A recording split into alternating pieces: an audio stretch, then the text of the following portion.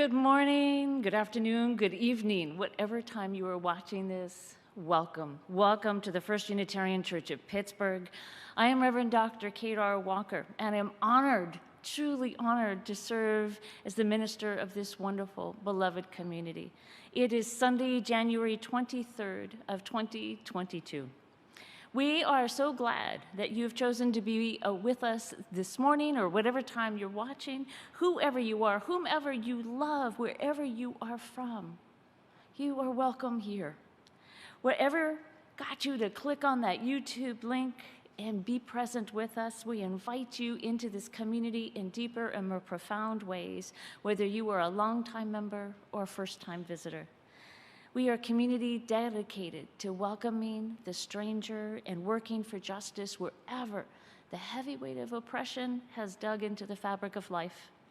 I am delighted to say that I am live here in our sanctuary this morning, and we do have a few beloved guests here in person, and we're just delighted to have a few people present. And if you would like to know more about how you could be present, please, we'll have more information on our website soon, or you can also check your email from our newsletter.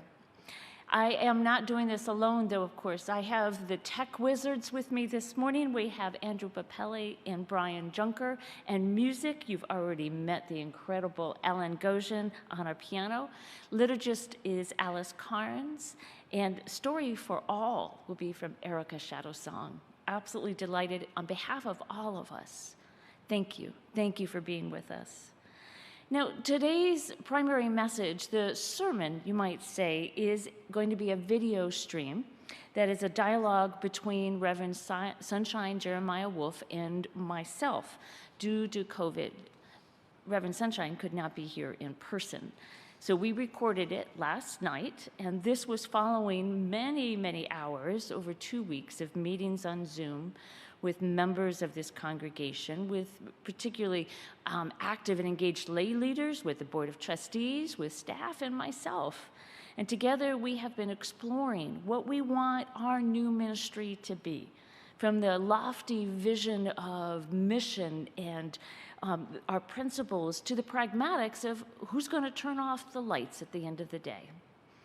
Over the next couple of weeks, you'll hear more about the outcome of these conversations as we share them with everyone, as we are continuing to lay the foundation for healthy ministry in the 21st century. Today, you will hear Reverend Wolfe ask me some questions, one of which is, how are you bringing passion and joy into the community? You'll hear my answer. And this is such an important question as we all wrestle with serious and painful issues during this pandemic. Despite the many barriers to ministering in this difficult and challenging time, we also face opportunities to bring our Unitarian Universalist message to the 21st century, to people of all ages, to people of all backgrounds and cultures and races, as we engaged with new technology and our heightened awareness of all the needs that we have to liberate ourselves from oppression. In order to sustain our voices, our strength, and our vision, we need to create and manifest our passion and our joy. Even as we grieve, we must laugh.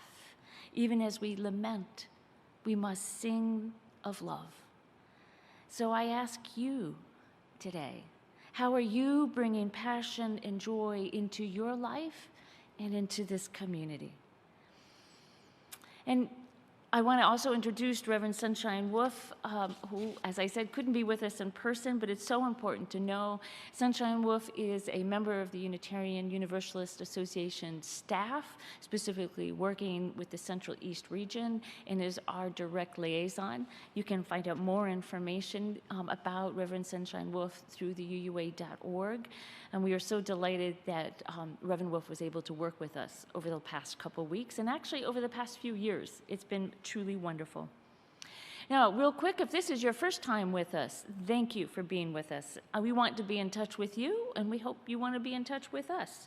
Please go to our website at first-unitarian-pgh.org and sign up for our weekly newsletter. You'll find the link down at the very bottom of the page. We do have a social hour on Zoom directly following this service. You are welcome to join us. You just need to send an email to First Unitarian Pittsburgh, all one word, firstunitarianpittsburgh@gmail.com, and you'll get automatic auto response with the link for Zoom. So I invite you to take a deep breath with me as we arrive in body and spirit, bring our mind and our heart and our body into the time and place of worship. And however that means for you, we invite you to be present. Let go of that questioning of what it brought you here to this moment and where you might need to go, and just be here. Picture yourself connected to all who are also worshiping together at this time and place, in the future and in the past as well. Return now to our chalice. Let this chalice inspire the flame within you that sparks passion. Let this chalice, the symbol of our Unitarian Universalist faith, spark within you moments to experience joy, even amongst our tears and lamentations. Let us remember the beauty, the passion, the joy of life. Welcome, welcome to you all.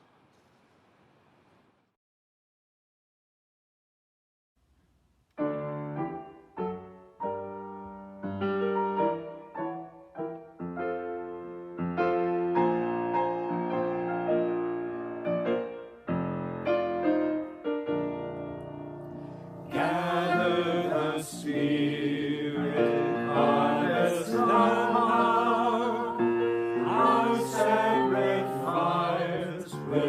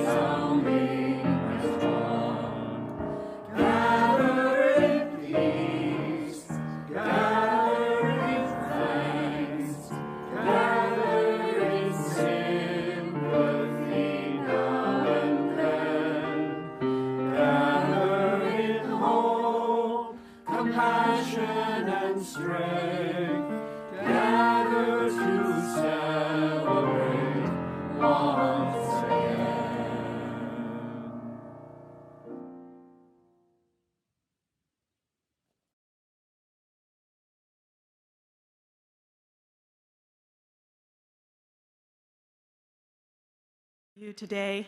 It's called Seven Spools of Thread, a Kwanzaa story. The book is by Angela Shelf-Medeiros. A long time ago in a village in Ghana, there was a man who had 7 sons, and they were all wonderful sons. I mean, they were very handsome. They had skin that was dark and smooth as mahogany, and they had straight limbs as strong and straight as spears. But unfortunately, they had one area that they really disappointed him. You see, after his wife died, they started to just become very argumentative with each other. They always fought, and then it was from morning to night they argued about anything they could fight about. They would go out into the field and they would argue about the crops and they would argue about the weather. It's hot. No, it's not. There's a breeze. It's cold. We should go home now. It's getting dark. No, it's not. It's too early to go home. Let's finish this before morning. And they would argue all the way until they got home. And then they would sit down to dinner with their father and they'd argue at dinner. And they'd argue over their portion of the food. The youngest said, "I'm going to starve if I always get the smallest portion." The oldest said, "Well, if you're not going to eat it, I'll eat it." And the youngest said, "Stop being greedy." And they would just fight over the food until it was all cold. And sometimes they didn't even finish their dinner until morning. So this made the father very, very sad, and he didn't really know what to do. A sad day came when he passed. And on that day, on sunrise that day, the chief called for the sons to visit. And they came in before the chief, and they sat and they waited for the chief to speak. And he said, "Your father has left you an inheritance, but he requires you to do something before I could give it to you." Before the chief could get any further talking about the inheritance, the boys started arguing. The oldest said, "I know it's mine because I'm the oldest. He left me everything." The youngest said, "Well, I think it's mine because I'm the youngest." The middle child said, "It's mine because I'm his favorite." And the next thing the chief knew, they were shoving and shouting, and then they were rolling on the floor, fighting in a full-on brawl. And the chief said, "Stop that right now." They all stopped, and they sat. He said, "Unless you do what I tell you, you are not going to get your father's inheritance." This was his wish. He gave each of them a spool of thread that was a different color. They were blue, red, yellow, orange, green, black, and white. Each of them looked at their own spool of thread, and the chief said, "By moonrise tonight, you must turn this thread into gold. If you turn this thread into gold, you will receive your inheritance, which, by the way, is divided among you equally. You must not fight from now until that time. You must not argue, you must not hit, you must not fight with each other. If you do, we will turn you out of your home, and your inheritance will be given to the poorest in the village." Well, that got their attention. They left. They went home in silence, and oddly enough, they sat in silence. Very strange for them. And then finally, the oldest one spoke and said, "Brothers, let us never fight again. Let us be at peace," and wanted to shake hands with each of them. And they all agreed that this was a good idea. They put their arms around each other and they held each other. And then they said, "Well, now we've got to figure out what to do about these spools of thread." The middle son said, "I don't think our father would have given us this task if it were impossible." "I agree," said the sixth son. "There must be some way to do this." "Maybe," said the oldest, "there is gold in the thread, hidden in the thread somewhere." So they all took their spools of thread and they started to look through it, and they held it up to the sunlight, but there was no gold in the thread.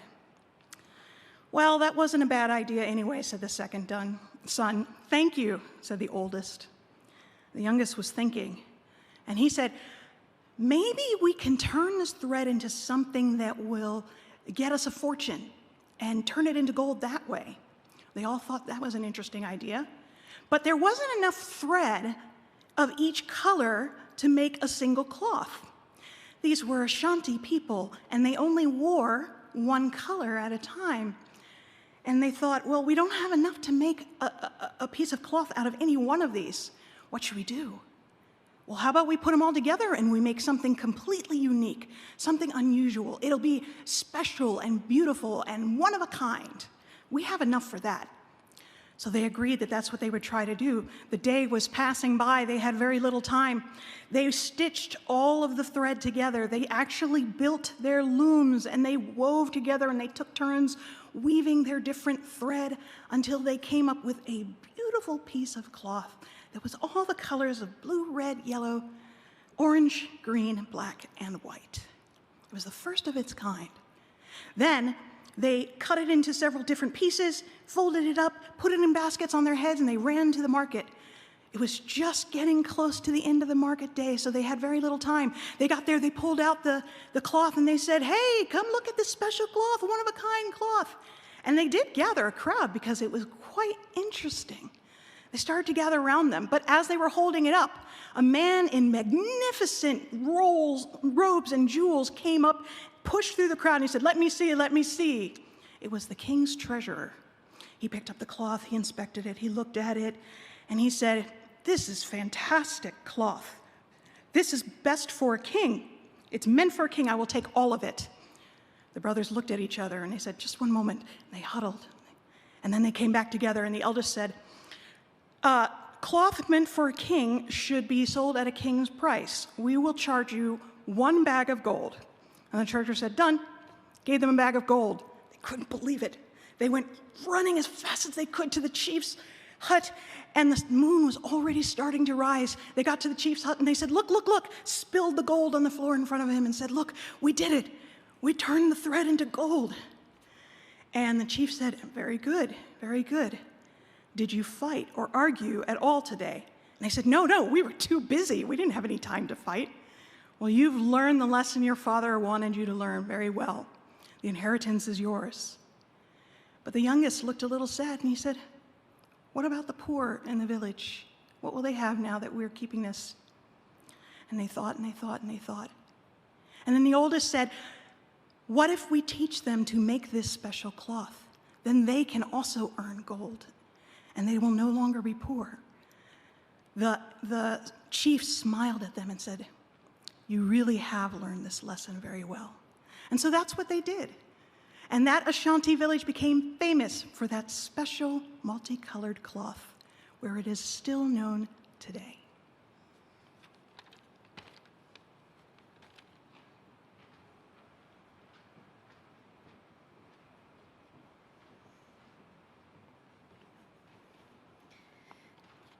Our religious community is made up of volunteers and staff, creating and hosting a variety of programming, even as we stay safe during this time of pandemic. We rely on your financial support. Please take time to reflect on your ability to financially support this beloved community. Donations by check may be mailed to the church office. Electronic donations can be made online through the church website by texting GIVE to 412-435-1050 and following the instructions.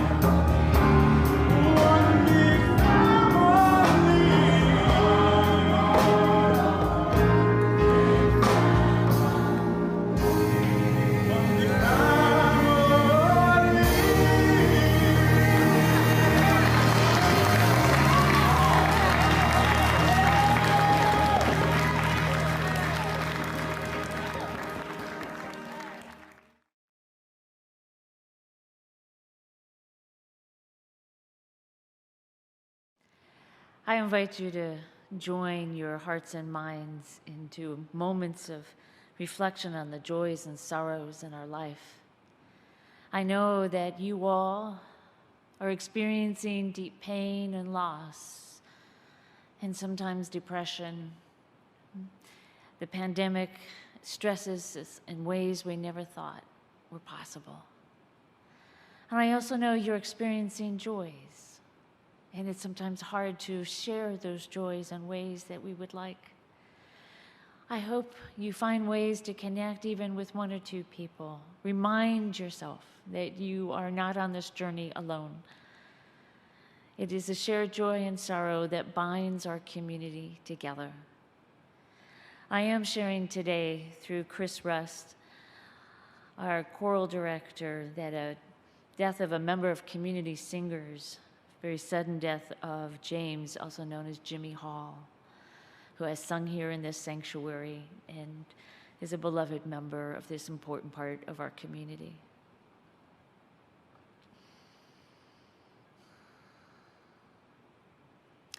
Please join me in a moment of silence as we hold the sorrows in our hearts.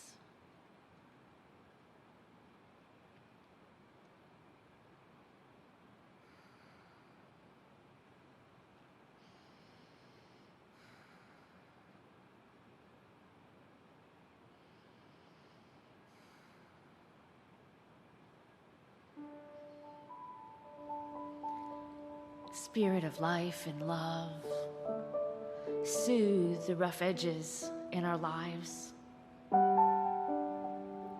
Spirit of life and love, give us sustenance when we find ourselves waning, when we find ourselves losing a sense of who we are, a sense of our place.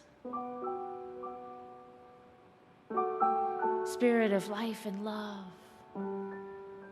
give us the energy to see the horizon. Spirit of justice, remind us the importance of our voice, speaking out, writing words, taking to the streets when needed. Spirit of community, hold us in your embrace.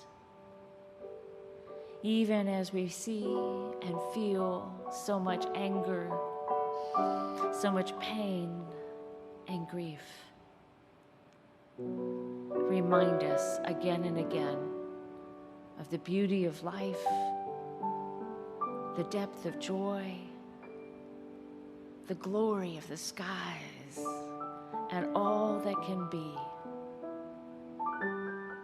Remind us within community, within ourselves, as a creative possibility of who we are yet to be. In this community, let us connect to our great ancestors and our children's children, holding us all in line and love. Blessed be, and amen.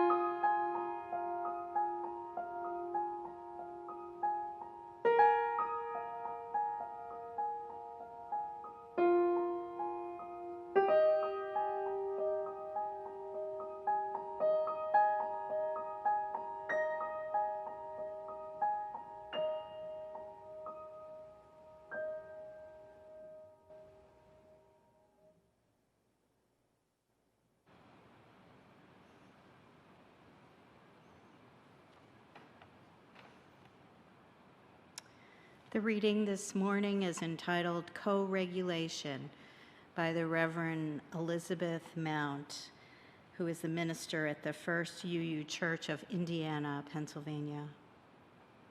Co-regulation. From our very first breath, we reach out. Co-regulation, not self-regulation, is in our nature. We find our cues from the sun and the moon, from each parent and caregiver. We find our place in this great turning planet by turning to one another, generation to generation. We awaken to the dawn and fall asleep at the evening's end. Our life's journey is part of something greater, something simple, something divine. A flame cannot be lit without a spark. A life cannot begin without the air. And we cannot begin to find ourselves without love. May we reach out to one another. May we offer love and nurturing care. May we join together in celebration of the interdependence of our lives. In this spirit, let us worship together.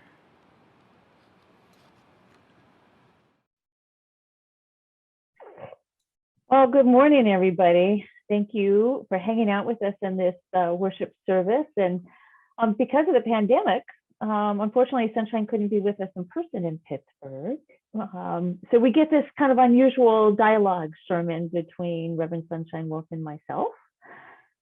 And Sunshine likes this format. I do. This is a format I use even in person for doing startups, because it's just a good way to talk about the important work that we've done these last couple of weeks together. Yeah. Absolutely. And we have had a lot of participation. It's been wonderful. It's really wonderful. Yeah. Well, so I'm wondering if we can kick off this conversation with hearing a little bit from you. You and I work together quite a bit, actually, in teaching healthy boundaries to ministers and to religious professionals, and even occasionally to congregations. I'm wondering if you could talk a little bit about how the congregation can support you to be a healthy minister and how you can help them be a healthy congregation. This is such foundational work. So healthy congregations is always around healthy boundaries, which means basically that we have some clarity about what is my responsibility, my job description, so to speak, position description, and what is the responsibility of the board, committees, congregation. And we had a lot of that conversation over the last 2 weeks. So that is and because of the high participation, that's a great start. That's an amazing start of having a healthy relationship. And I'm also heard loud and clear over the last 2 weeks that one of the things that's important to people, to members, is that I be accessible and present and responsive, and I can do all that. And I actually truly believe that that's part of our relationship. But I'm going to do all that, but with my own sense of healthy boundaries and commitment. So, and that is taking care of myself. So for example, I take Fridays off. That's my day off. And generally, I try and avoid email and phone calls. But if it's urgent, people know that they can reach out if something's an emergency or urgent. Absolutely. I also generally, and this is truly a Kate thing, I don't usually go into the office before 11 a.m. And that's because I have so many evening meetings. And I generally I spend the morning with my husband. We read the paper, we have breakfast, and I work out. I'm really big on working out and physical exercise. And then once I'm engaged with meetings, then it's pretty much a straight shot through the rest of the day with a break for dinner. But that's one of the things I do, is that self-care. And I take my vacation time and my study leave, and hopefully we'll be here long enough that I can have a sabbatical. Yeah, so all of that. And I hope that members and leaders also take care of yourself. That's really important too. And in the capacity to say, my plate is full. And I think it's, or my term is done. All of those things. Yeah, like healthy expectations of how we take care of each other and we support each other in the self-care. Yeah, those are the basics. Seems obvious, but you'd be surprised how often we don't do that. And that's right. Yeah. And in fact, one of the things, Sunshine, you and I have repeatedly noticed in our boundary training is that ministers get in trouble when they don't take care of themselves. Mm-hmm. At all. And I'll add also, one of the things I do take care of myself is I stay in touch with my colleagues in support groups. Mm-hmm. So I'm held accountable peer-to-peer, and I have places to bounce off things if I need to. Mm-hmm. So, Sunshine, I'm aware that you work with congregations that have been through conflict, and you've learned a lot. I'm wondering if there's some best practices you can share with us and lessons learned. Absolutely. Well, and actually, I think ultimately the self-care thing, part of that has to do with pacing, and that we slow things down, particularly when folks are like, well, it has to happen right now, or there's a sense of urgency. That's usually a clue that, we need to slow down. And some folks may know that I've done a lot of work on helping congregations understand trauma during this pandemic. And one of the signs usually that folks are getting too stressed is they suddenly need to finish projects right now, and everything has to happen in a very specific way. And that's often the same sign we see in religious professionals who are burning out, is that like suddenly they have to do everything and there's no time for time off, and it just kind of feeds in until you can't hear yourself or others. Mm-hmm. So I think that's one thing, is that really slowing down, particularly when it's starting to feel like there's tension, or you're noticing your heart racing, or your brain's getting fuzzy, those kinds of things, or you feel like you need to control things and take over. Usually a good time to say, you know what, let's stop. So I think that's one of the big things. The other thing I will say with congregations that experience conflict, and that could be in their past, and that can be anything from like a minister did something they weren't supposed to, or a congregation experienced a flood or a tornado, or there's a negotiated resignation, as I know happened in your congregation. Anytime where it's like just a little uncertain, or those kinds of things, anxiety is usually a little higher for a while. And so doing things that really help the congregation kind of ritualize and understand that kind of normal and natural anxiety. And again, I think in the pandemic, that's true even more so, right? That just having some solid rituals and practices of either letting go or letting things be as they are. But then also having a lot of fun together. And so, I'm a big fan of parties, and like making sure that church isn't just like we're going to do stuff together to, achieve things, but we're also in community together. So board game nights and karaoke nights and dancing and that kind of stuff is really, I think, helpful. The other thing that we know in congregations where those histories are true, which is, by the way, almost all of our congregations, I think very few have had, nothing happen in their histories, is making sure that there's really healthy communication. And we spent a lot of time in the last 2 weeks talking about that. And I certainly hope the congregation continues doing so. And it just has to do with, do we have some common understandings about how we communicate and who we communicate to? That if I'm just telling my friend that I don't like something, that's not helpful. But if I'm like, wow, I really didn't like that thing that happened in worship, that they're actually telling you, or a worship associate, or, those kinds of things. And that can be hard, especially if you're already in that like anxious, urgent place. It can feel bigger to go and talk to someone with feedback than if that weren't true. And again, trauma response, and a lot of us are in, or at least high stress response, which is what we're in right now with the pandemic. It can feel even bigger to really be direct and honest about what's going on. So I think that's some of the things to lean into around that. And so as I'm talking about this, of course, I'm talking about conflict and just all these different ways that congregations experience challenges. I know you have, and I both have quite a lot of experience in this. I'm wondering if you can tell us a little bit about how you feel about conflict work and ministry in that. Yeah. I think, like a lot of human beings, there's anxiety in myself around conflict. I think it's important to name that in ourselves if we're going to really be honest. And knowing that what our natural response is.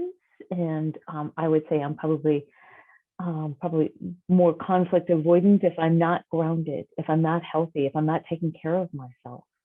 But if I'm grounded and I'm feeling in my space, in my body, I'm like, okay, I need to engage with this, and I will move in a not an aggressive way, but I will move in and invite the feedback that I need to hear or the feedback that I need to give. And as I tell people is, please give me the feedback and I will give it to you as long as it's done respectfully with our first principle, engaged, inherent worth and dignity. And it's done with compassion and with love and with the goal that we both learn from this opportunity. And as I've preached about before, I think conflict is a part of life. Tension is a part of life. It's the seventh interdependent web of life, a seventh principle. So we're always in tension, pulling and rubbing against each other with values and differences. So it's inevitable. So how do we take those tensions and differences and create something new, something different, a third dimension, ideas we hadn't thought of? That's for me conflict transformation. But again, and I'm so glad you talked about that. Anxiety is so present in our society and culture and communities and our bodies. It's really hard to stay engaged in conflict in a healthy way when we're full of anxiety. Yeah, and so it's no wonder that our larger society is engaged in a lot of unhealthy conflict right now, because we are not taking care of ourselves as well as we could, and the stress, the anxiety, yeah. So the upshot is we'll engage, and again, as long as I'm taking care of myself, I'll do it well, and my best self, and it's transformation work. And also really recognizing what type of conflict it is, that really helps. Is it values-based? Is it generational? Is it interest? Are we really actually talking about facts and something we can fix as opposed to a process? And so identifying the type of conflict, I think, is really, really important. And I think the last thing I want to say about this is that out of conflicts, narrative stories form. And they're maybe never done completely. They're always evolving. There's characters, and there's who heard what and said what, and who's in pain, and who still needs to be heard and needs some healing and attention, and who is still carrying some anger, and who is healed and moved on. And out of that, together as a community, we create narratives and stories. And at some point, it's really helpful if you sit down and you sort it out and you document it, so that future generations have an understanding of the conflicts that their elders engaged in. What a great learning opportunity when it's documented and we agree upon it, and it's in our archive, it's in our legacy. Yeah. And it also pays heed to people who have gone through it, that their experience is not lost, right? Yeah. And name, now the experience is not lost, but what did we learn? What was the transformation? Yeah. And then you can destigmatize and de-escalate the fear of conflict for future generations, right? What a great teaching opportunity. Yeah.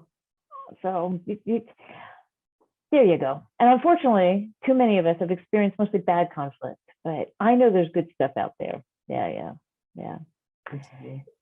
So sometimes you've talked a little bit about how congregations have been coping with the pandemic around stress. And what other kinds of things have been seen? What kind of lessons are we learning, or we can look at that this church, First Unitarian Church of Pittsburgh, could learn from other UU churches? Absolutely. Well, one thing I will say is your congregation has not experienced what a lot of our congregations are experiencing, which is just a lot of burnout and exhaustion. I really appreciated and love being with this community and seeing all the energy that's there. And it's just such a gift that you all are so present and active and doing so many amazing things. That's just excellent.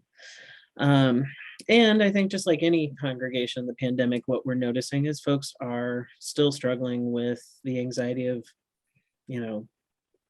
am I going to get it? Have I gotten it? Like all the things that come with the pandemic. I'm not in community with my people. Why can't I be in community with my people? Or I'm somebody who lives with multiple illnesses and I can't be with my people maybe for another couple of years yet. Like there's just, depending on where you are and the experience of what's happening, there's a lot of stress there for folks. And so going back to that stress piece, I find trauma work to be really helpful. And I really appreciate your conversation about narrative.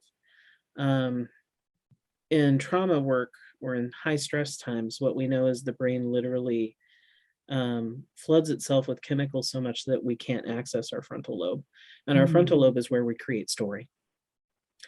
And so one of the tools that actually can really help people is not so much to ask people how they're feeling, but to ask them to tell the story of what's been going on. Because when you ask people how they're feeling, our brains get reflooded with that chemical. Whereas if you say, hey, tell me the story of what's been going on, or those kinds of things, then it moves it into a place where you can actually work with it and transform it.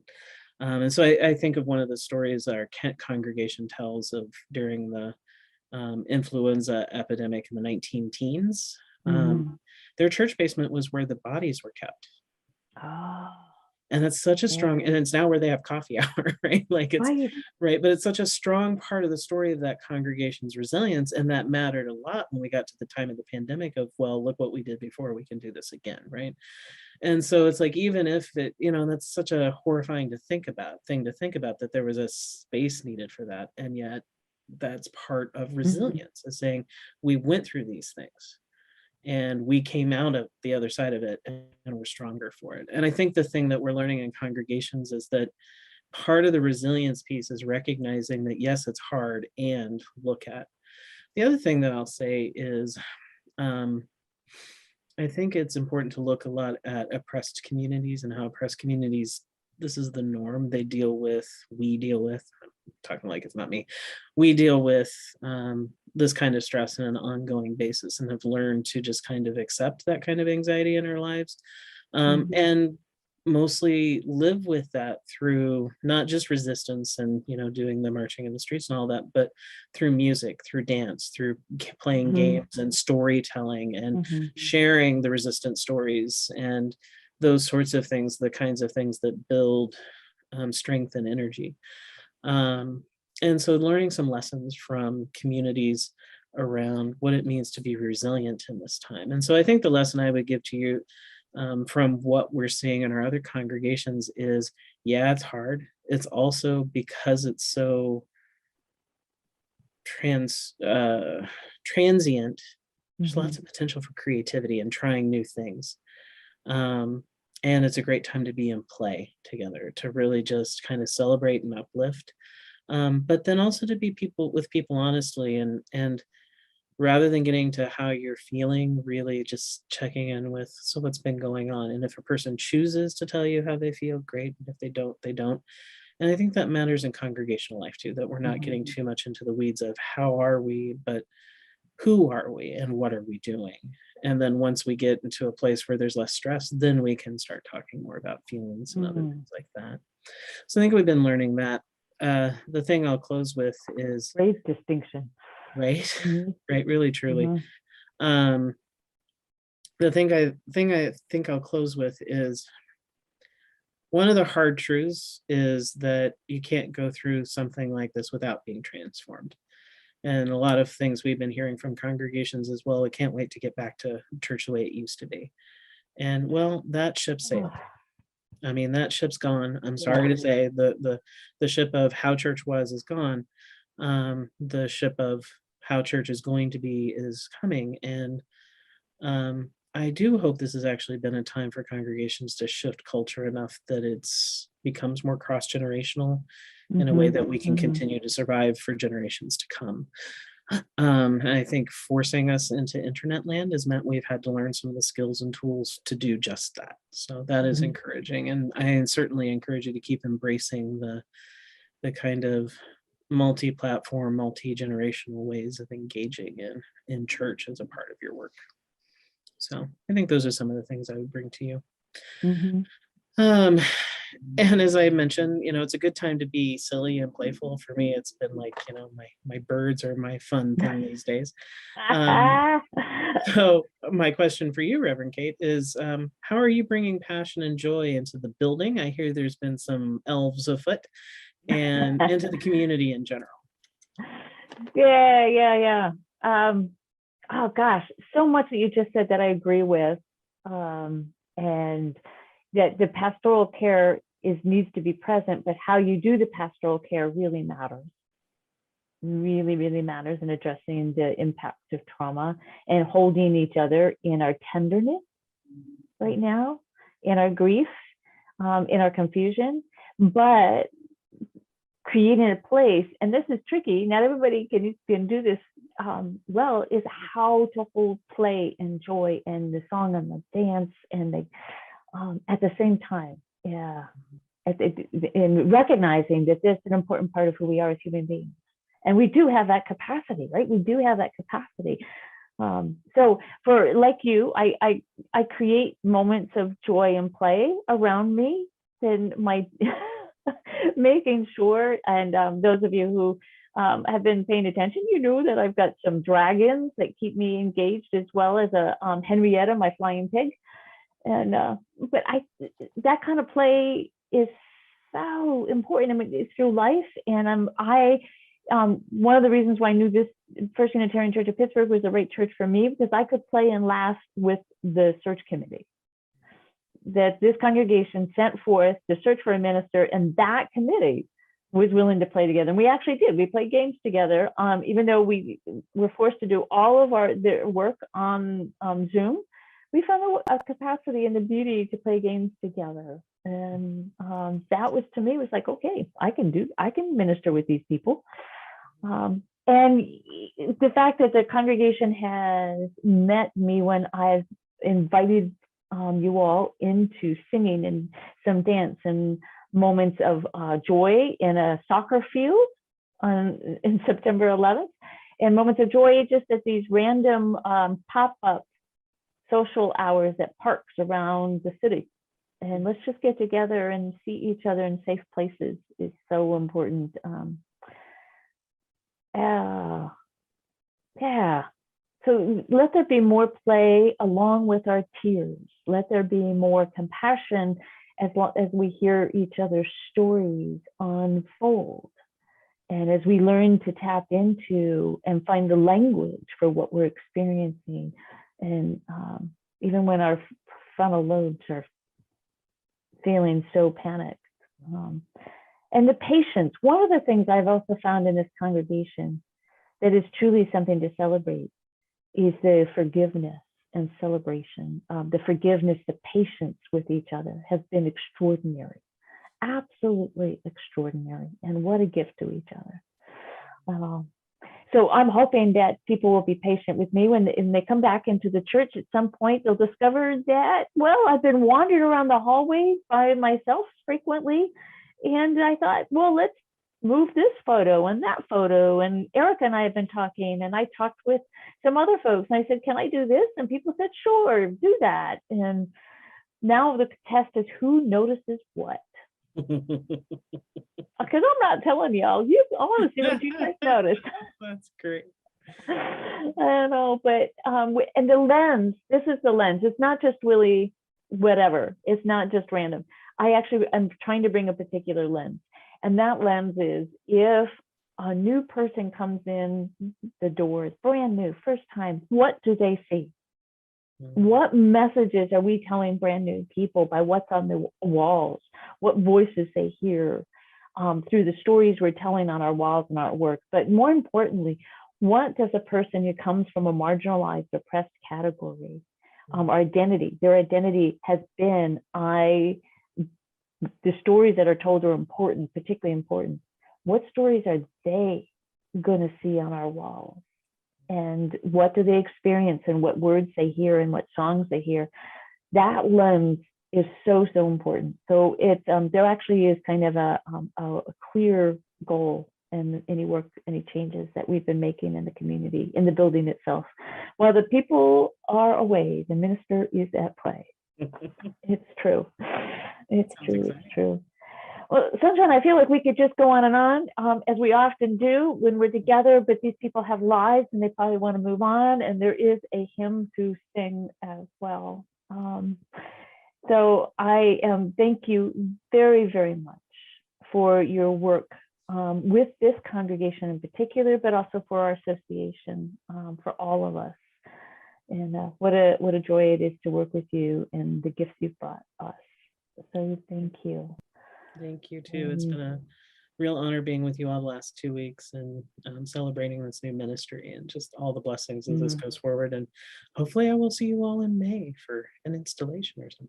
Oh yes, May 15th. Thank you for noting that. May 15th is a Sunday at 3 p.m. My formal installation as senior minister of this wonderful community. And I am putting all my prayers and will and my sheer stubbornness that this will be in person in our sanctuary. And it is going to be an amazing celebration. Yeah.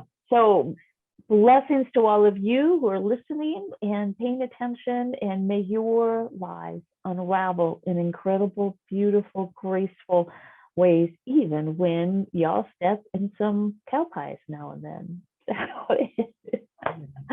Amen, amen, amen. And we'll see you all soon. Bye-bye.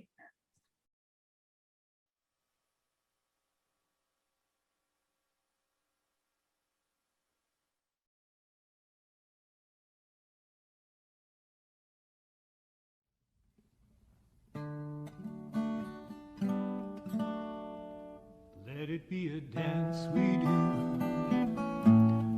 May I have this dance with you through the good times and the bad times too.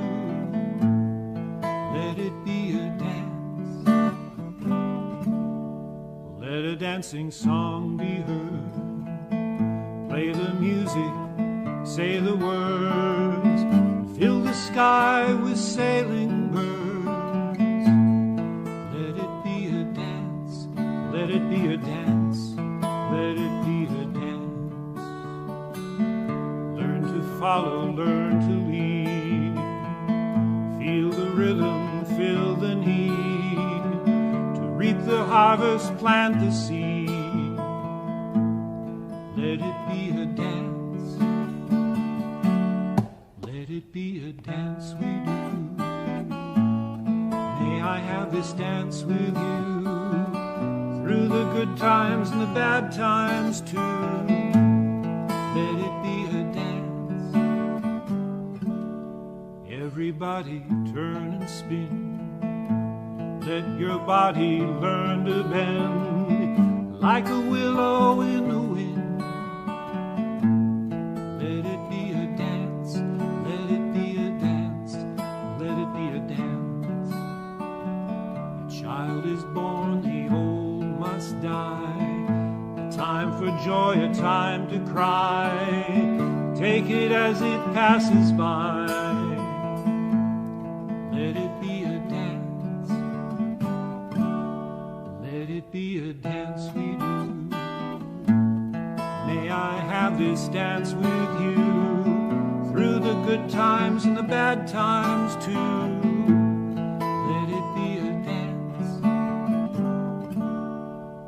Star, come out at night. Without the dark there is no light. If nothing's wrong, then nothing's right. Let it be a dance. Let it be a dance. Let it be a dance. Let the sun shine. Let it rain. Share the laughter, bear the pain. Round and round we go again. Let it be a dance. Let it be a dance we do. May I have this dance with you through the good times and the bad times too. Let it be a dance. Let it be a dance we do. May I have this dance with you through the good times and the bad times too. Let it be a dance.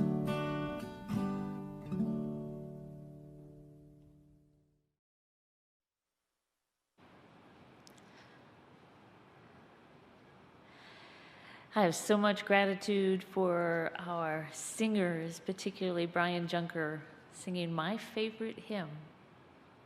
Truly, truly beautiful. I hope you bring your voices together as we extinguish our chalice. The words are found in our order of service and perhaps in our hearts.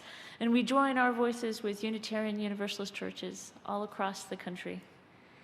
We extinguish this flame, but not the light of truth, the warmth of community, or the fire of commitment. These we carry in our hearts until we are together again. My beloved people, I ask this question again. In order to sustain our voices, our strength, and our vision, we need to create and manifest passion and joy in our lives. Even as we grieve, we must laugh. Even as we lament, we must sing of love. So I ask you, how are you bringing passion and joy into your life and into your community? Go in peace, return again in love. Be well.